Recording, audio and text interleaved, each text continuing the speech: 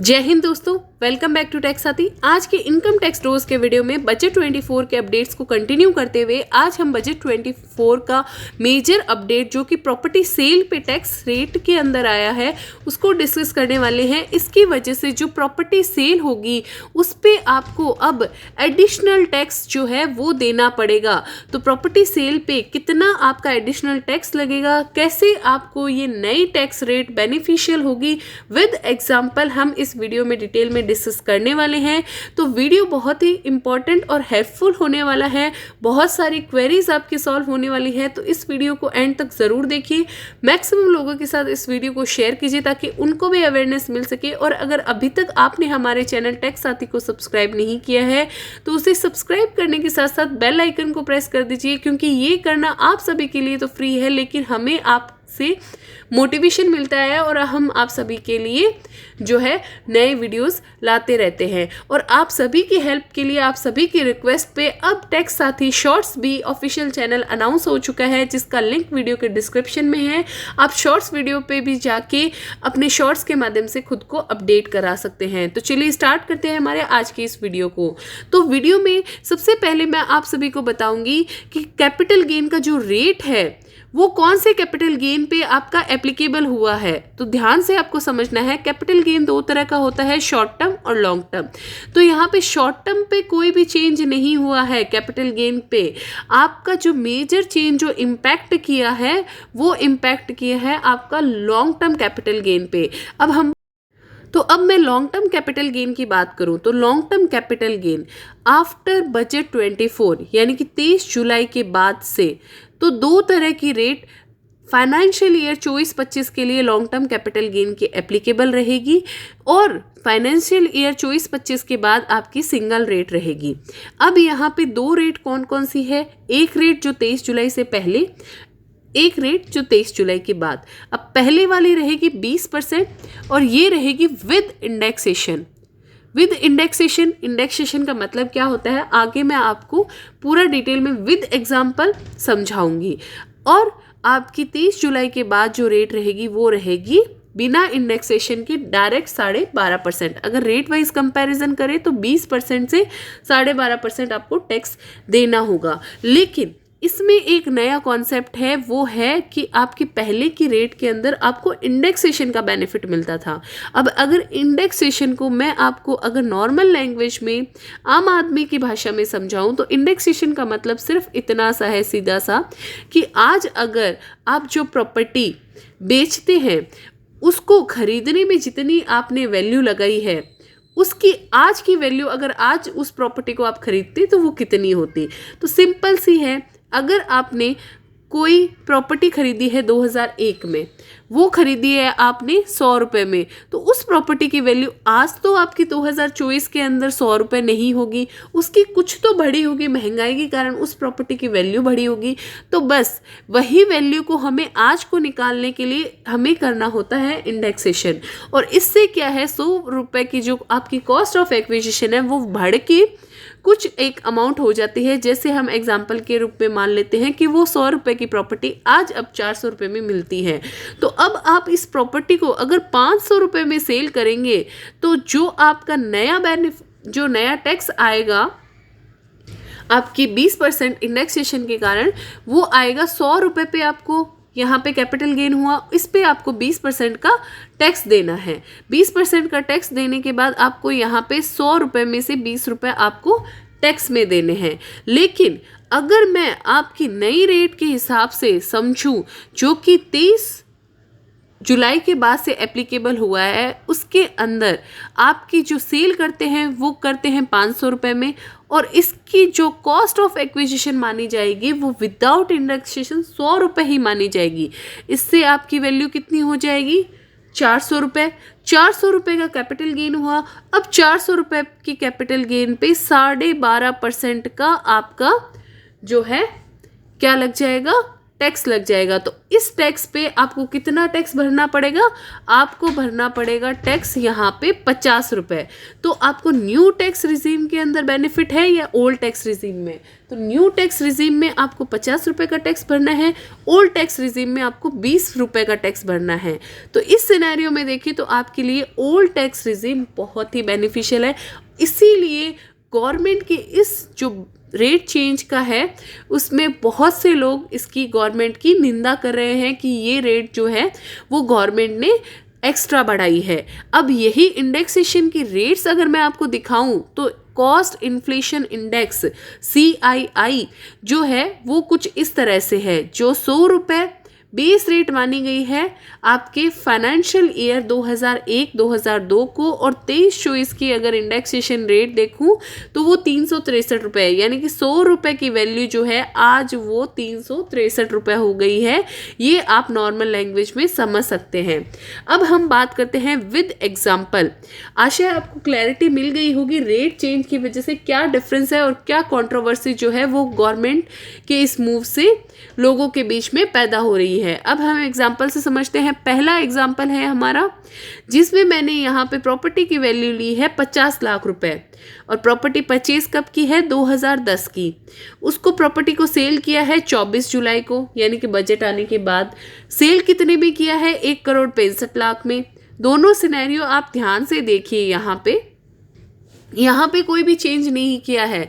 साथ में गवर्नमेंट ने होल्डिंग पीरियड में भी चेंज कर दिया है। होल्डिंग पीरियड पहले था 36 मंथ, वो अब 24 मंथ्स जो है गवर्नमेंट ने कर दिया है। तो इसमें यहाँ पे होल्डिंग पीरियड भी मोर देन 2 ईयर्स हो गया, तो अब हमारा क्या है, लॉन्ग टर्म ही माना जाएगा।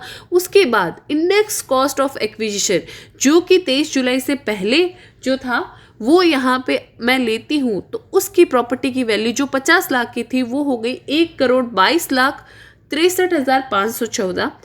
अब मैं लॉन्ग टर्म कैपिटल गेन निकालती हूँ। विदाउट इंडेक्सेशन मेरी कॉस्ट कितनी रहेगी? कैपिटल गेन कितना आएगा? 1,15,00,000। और अगर मैं विद इंडेक्सेशन लूँ तो वो आएगा 42,36,486 रुपये। रेट कितनी है?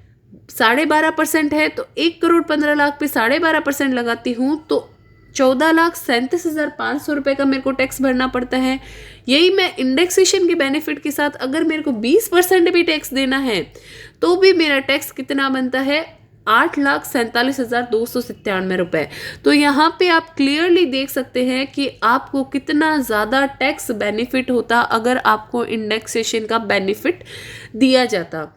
अब अगर मैं यहाँ पे आपको समझाने की कोशिश करूँ, क्योंकि गवर्नमेंट अपने फेवर में बहुत सारे एग्जाम्पल दे रही है कि आपको जो है कम टैक्स देना पड़ रहा है, लेकिन यहाँ पे सिंपल सा लॉजिक है कि अगर आपकी प्रॉपर्टी की वैल्यू 9% से एक्स्ट्रा बढ़ती है तो आपको यहाँ पे नई टैक्स स्लैब में बेनिफिट है। लेकिन अगर आपकी प्रॉपर्टी की ग्रोथ जो 9% से कम रेट से हो रही है पर ईयर, तो आपको यहाँ पे न्यू टैक्स रिजीम में एक्स्ट्रा टैक्स यहाँ पे देना पड़ेगा। अब हम बात करते हैं यहाँ पे प्रॉपर्टी की ग्रोथ 2004, 2009, 2014, 2019। कॉस्ट ऑफ प्रॉपर्टी जो कॉस्ट ऑफ परचेज था वो 5 लाख, 15 लाख, 25 लाख और 50 लाख मैंने लिया। कॉस्ट इन्फ्लेशन इंडेक्स भी यहाँ पे मैंने ले लिया जो 113, 148, 240, 289 है। ठीक है, उसके बाद मैंने यहाँ पे सेल प्राइस जो कैलकुलेट किया वो किया 4% की रेट ऑफ रिटर्न पे। तो यहाँ पे मेरी वैल्यू आ गई 10,96,000, यहाँ पे आ गई 27,01,000, 37 लाख और 60 लाख आपकी यहाँ पे वैल्यू आ गई। इन्फ्लेशन इंडेक्स जो मेरा इस साल का है 24-25 का वो 363 रुपये है। अब मैं यहाँ पे इंडेक्स कॉस्ट निकालती हूँ तो ये निकलती है 16 लाख, ये निकलती है 37 लाख, ये निकलती है 38 लाख और ये निकलती है 63 लाख। मैं राउंड में वैल्यू बोल रही हूँ।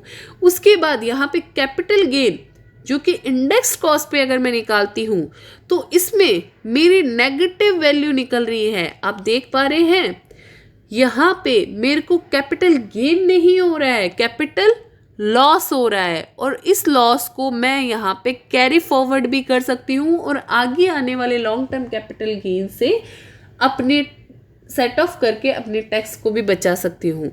लेकिन अगर मैं अब न्यू रिजीम की बात करूँ तो यहाँ पे मेरे को कैपिटल गेन होगा सीधा 5 लाख की वैल्यू, जो कि यहाँ पे सेल प्राइस 10,96,000 से डिडक्ट होगी, तो मेरे को 5,96,000 का गेन होगा। 12 लाख का गेन, 12 लाख का गेन, 10 लाख, 11 लाख का गेन। इस पे मेरे को न्यू रेट ऑफ टैक्स से टैक्स देना पड़ेगा, और जिससे मेरी टैक्स सेविंग नहीं होगी बल्कि टैक्स एक्सपेंस होगा। तो यहाँ पे आप देख सकते हैं इस सिनेरियो के अंदर 4% की ग्रोथ रेट है, तो मेरे को यहाँ पे क्या देना है, टैक्स देना पड़ रहा है, जो कि पहले मेरा कैपिटल लॉस होता और उस पे ना तो मेरे को टैक्स देना होता, और उस लॉस को मैं कैरी फॉरवर्ड करके अपने गेन से भी सेट ऑफ करके और उसको मैं बचा सकती। अब हम सिनेरियो की बात करते हैं जिसमें आपकी ग्रोथ होती है प्रॉपर्टी की वैल्यू में 12% से। सेम ही एग्जाम्पल है 5 लाख, 15 लाख, 25 लाख और 30 लाख, 50 लाख। तो यहाँ पे ग्रोथ होने के बाद मेरा सेल प्राइस कितना हुआ 12% से 48 लाख, 82 लाख, 77 लाख और 88 लाख। इससे मेरी वैल्यू जो अगर मैं देखूँ इंडेक्स कॉस्ट ऑफ एक्विजिशन, वो तो मेरी सेम ही रहने वाली है, 16 लाख, 37 लाख, 38 लाख, 63 लाख। उसके बाद इंडेक्स कॉस्ट ऑफ एक्विजिशन पे कैपिटल गेन, तो कैपिटल गेन मेरे फर्स्ट केस के अंदर 32 लाख का, दूसरे केस के अंदर 45 लाख का, तीसरे केस के अंदर 40 लाख का और चौथे केस के अंदर 25 लाख का। इस पे मेरा टैक्स कितना बनता है, टैक्स बनता है मेरा 6 लाख, 9 लाख, 7 लाख और 5 लाख। यही मैं विदाउट इंडेक्सेशन अगर देखूं तो वैल्यू कितनी बनती है, 43 लाख, 67 लाख, 52 लाख और 38 लाख। और इस पे 12.5% पे टैक्स कितना बनता है मेरा, 12.5% पे 5,40,000, जिसमें मेरी न्यू टैक्स रेट के अंदर सेविंग हो रही है। पहले मेरे को 6 लाख का टैक्स देना पड़ रहा था, अब 5 लाख का टैक्स देना पड़ रहा है, तो टोटल मेरे को यहाँ पे 1 लाख की सेविंग हो रही है। यहाँ पे 9 लाख का टैक्स देना पड़ रहा था, जो 8,40,000 का टैक्स, तो इसमें 60,000 की सेविंग हो रही है। यहाँ पे मेरे को 8 लाख का टैक्स देना पड़ रहा था, जो कि न्यू टैक्स रिजीम में 6.5 लाख का, तो 1.5 लाख की सेविंग यहाँ पे हो रही है। इसी तरह से चौथे केस के अंदर 29,000 की टैक्स सेविंग हो रही है। तो जितना ज़्यादा प्रॉपर्टी वैल्यू और सेल वैल्यू के अंदर डिफरेंस रहेगा उतना ही आपको फ़ायदा होगा न्यू टैक्स रिजीम में, और जैसे जैसे वो डिफरेंस कम होता जाएगा तो आपको यहाँ पे नुकसान होगा। तो मैं यहाँ पे आपको समराइज़ कर देती हूँ कि अगर आपकी प्रॉपर्टी वैल्यू का गैप ज़्यादा है तो न्यू टैक्स रिजीम आपके लिए बेनिफिशियल है, और अगर आपका प्रॉपर्टी वैल्यू का डिफरेंस कम है तो आपके लिए ओल्ड टैक्स रिजीम बेनिफिशियल है। तो ये आपको ध्यान में रखना है। लेकिन 23 जुलाई के बाद गवर्नमेंट ने तो अनाउंस कर दिया है, तो आपके लिए जो रेट रहेगी वो रहेगी 12.5%। अब एक और क्वेश्चन भी आता है कि अगर हमने प्रॉपर्टी जो है वो 2001 से ही पहले परचेज की है, तो इसके लिए गवर्नमेंट ने क्लैरिफिकेशन दिया है कि अगर लैंड और बिल्डिंग और बोथ जो आपकी 1 अप्रैल 2001 से भी पहले की परचेज है, तो उसमें हम कॉस्ट ऑफ एक्विजिशन क्या मानेंगे, जो एक्चुअल कॉस्ट ऑफ एक्विजिशन है एसएससी की वो, या फेयर मार्केट वैल्यू जो कि 1 अप्रैल 2001 की है। इसके लिए गवर्नमेंट ने एग्जाम्पल देके समझाया। जो एग्जाम्पल में क्या बोला है गवर्नमेंट ने कि 1990 में परचेज किया था जिसका कॉस्ट ऑफ एक्विजिशन था 5 लाख, उसकी स्टैम्प ड्यूटी वैल्यू है 10 लाख और फेयर मार्केट वैल्यू है 12 लाख। तो यहाँ पे हम जो वैल्यू लेंगे वो लेंगे 10 लाख, क्योंकि स्टैम्प ड्यूटी वैल्यू से फेयर मार्केट वैल्यू ज़्यादा होने पे इसमें जो रूल लगता है वो लगता है विच एवर इज़ लेस। तो विच एवर इज़ लेस में 10 लाख की वैल्यू हम कंसिडर करेंगे। उसके बाद सेल कंसिडरेशन जो है वो मेरा 1 करोड़ बताया है। 1 करोड़ होने पे कॉस्ट ऑफ एक्विजिशन मेरा 10 लाख, तो मेरा जो सीधा सीधा यहाँ पे इंडेक्स कॉस्ट का बेनिफिट आता है वो आता है 36,30,000। और अगर मैं टैक्स देखूँ ओल्ड टैक्स रिजीम में 20% से मेरे को भरना होता है यहाँ पे 36,30,000 पे 12,000 का टैक्स, 12 लाख का टैक्स, और यहाँ पे 90 लाख पे मेरे को टैक्स भरना पड़ रहा है 11,25,000 का टैक्स। तो इससे आपको यहाँ पे गवर्नमेंट जो सारे एग्जांपल देगी उसमें आपको टैक्स सेविंग बताएगी, न्यू टैक्स रिजीम में अपने इस टैक्स मूव को जस्टिफाई करेगी। अब आप सभी कमेंट करके बताइए कि क्या आपके लिए ये टैक्स रेट रिड्यूस करना और इंडेक्स कॉस्ट का बेनिफिट हटाना आपके लिए बेनिफिशियल है। हाँ तो यस टाइप कीजिए, नहीं तो नो टाइप करके अपने कमेंट्स शेयर कीजिए और इस वीडियो को मैक्सिमम लोगों के साथ शेयर कीजिए और लाइक कीजिए ज़्यादा से ज़्यादा, ताकि गवर्नमेंट तक ये वीडियो पहुंच सके और उनको भी अपडेट मिल सके कि आम जनता उनके इस मूव पे क्या रिएक्ट कर रही है और उनको ज़्यादा से ज़्यादा यहाँ पे अपडेट मिल सके।